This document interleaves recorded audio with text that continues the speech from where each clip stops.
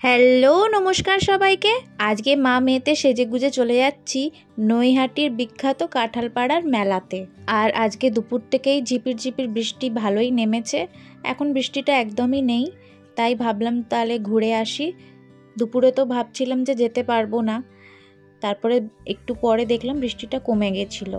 তারপরে ঝটপট রেডি হয়ে মেয়েকে রেডি করে এবার আমরা বেরিয়ে পড়েছি। বাড়ির থেকে কিছুক্ষণ হাঁটা পথ, তারপরে মেন রোড থেকে নিয়ে নেবো টোটো ধরে সোজা চলে যাব কাঁঠালপাড়া ব্রিজ। এমনি তো আমরা প্রতি বছরই এই কাঁঠালপাড়ার মেলাতে যাই, আর ব্লগিং শুরু করেছি, তো এই বছর আপনাদের সাথেও শেয়ার করব। আর শেয়ার করারই কথা, কারণ নৈহাটি কাঁঠালপাড়া আর এই মেলায় জুড়ে আছে অনেক ইতিহাস। তাই আজকে মেলায় ঘুরতে আমি যতটা জানি সেই ইতিহাস নিয়েই আজকে কথা বলবো। তাহলে চলুন, টোটোয় বসে পড়েছি। প্রায় কাঁঠালপাড়ার কাছাকাছি। আমাদের এখানে কাঁঠালপাড়ার ব্রিজ আছে, তাই জন্য আমাদের খুব একটা ঘুরে যেতে হয় না। যদি এই ব্রিজটা না থাকতো, ওই যে দেখতে পাচ্ছেন এই ব্রিজটা উঠেই আমরা সরাসরি নেমে যাব কাঁঠালপাড়ায়।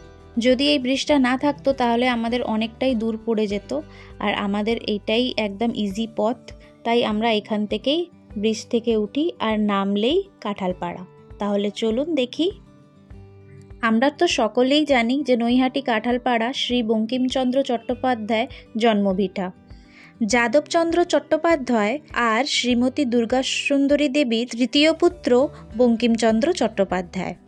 ওনার জন্ম হয়েছিল 26 জুন 1838 নৈহাটি কাঁঠালপাড়ায়। বন্দে মাতারাম আমাদের ন্যাশনাল সং।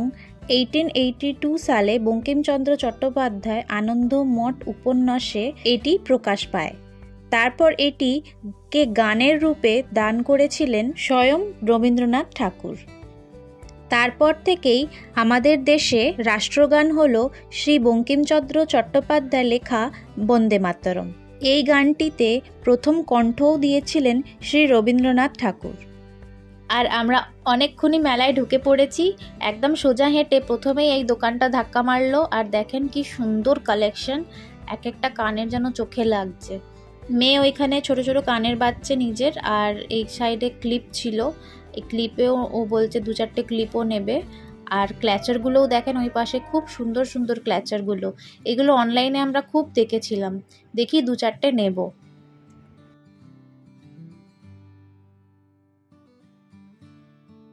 হয়ে গেছে আমাদের কানের নেয়া আর ক্লিপও নেয়া। আর এখানে দেখেন কি সুন্দর ফুলগুলো। আর এইখানে পুরো মেলাটা ফুচকা, জিলিপি, এগ রোল অনেক কিছুই রয়েছে। আমরা এখন যাচ্ছি এখানে, এই সোজা রাস্তায় একটা রাধা বল্লভের মন্দির আছে, সেখানেই আমরা যাচ্ছি। ওই দিকেও মেলাটা হয়। দাঁড়ান আপনাদের মন্দিরটা একবার দেখাই।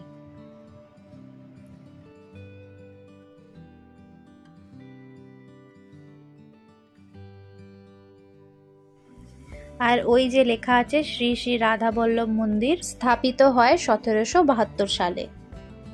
তাহলে বলুন, মন্দিরটা প্রায় 300 বছর পুরনো। আর এইখানে মাটির পুতুলগুলো সাজাচ্ছে, কি সুন্দর লাগছে দেখেন। আর এইদিকে বাচ্চাদের খেলনা, এখান থেকে আমাদের কাজুর জন্য একটা খেলনা নেব।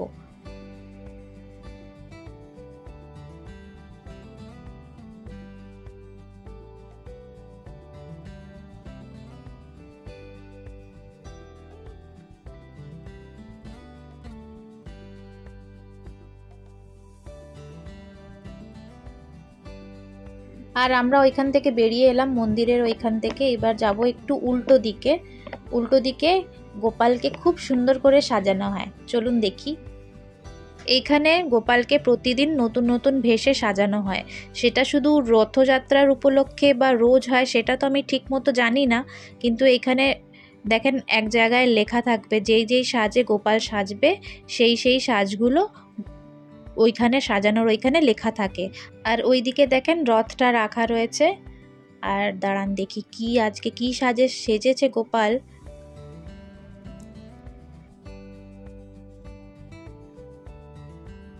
আর ওইখানে দেখতে পাচ্ছেন একটা ছোট্ট কাগজে লেখা আছে আজকের বেশ হোষ্ঠ বিহার। কত সুন্দর করে যত্ন করে সবাইকে এখানে সাজিয়েছে বলুন। আর এই নিয়মটা বেশ অনেক দিন ধরেই চলছে। কতদিন পুরনো সেটা তো আমি জানি না, কিন্তু আমি এইটা শুনেছি যে এই বিখ্যাত রথযাত্রার সূচনা করেছিলেন সাহিত্য সম্রাট বঙ্কিমচন্দ্রের দাদা শ্যামাচন্দ্র চট্টোপাধ্যায়, আর রথটিকে উৎসর্গ করা হয়েছিল শ্রী বঙ্কিমচন্দ্রের মায়ের দ্বারা।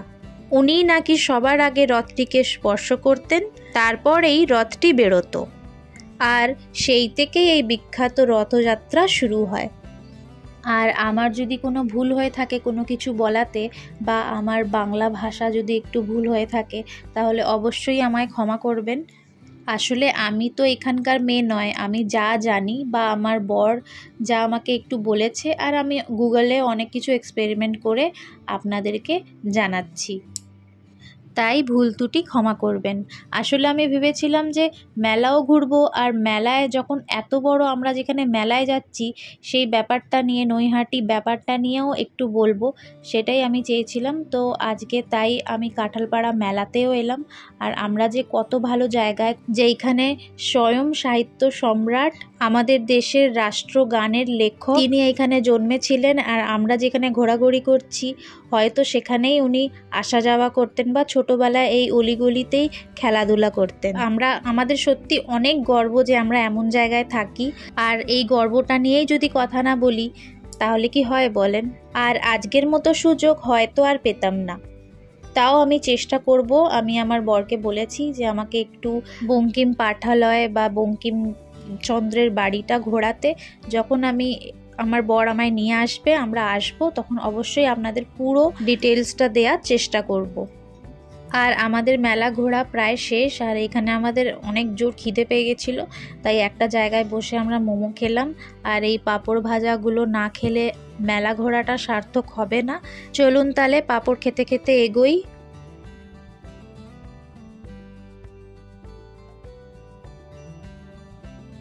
এগিয়ে দেখি এখানে ইলেকট্রিক দোলনা এই যে ঘুরছে, আর আমার মেয়ের মনটা একটু খারাপ, যেহেতু আমি উঠতে ভয় পাই। ও আমায় বললো একবার, মা চলো না উঠি, কিন্তু ও জানে আমি ভয় পাই, তাই আর কিছু বায়না করলো না। আর এই যে ওর মুখটা এরকম একটু স্যাড। আর এই বলের জায়গার থেকে একটা কাজুর জন্য আমরা একটা খেলনা নেব।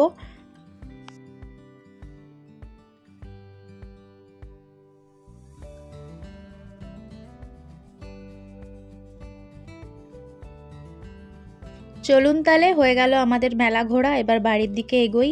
আর লাস্টে এখানে প্রথমের দিকে জিলিপি আর বাদাম বসেছিল, তো আমরা যাওয়ার সময় নিইনি, কিন্তু আসার সময় এবার আমরা নিয়ে একবারে বাড়ি ফিরবো।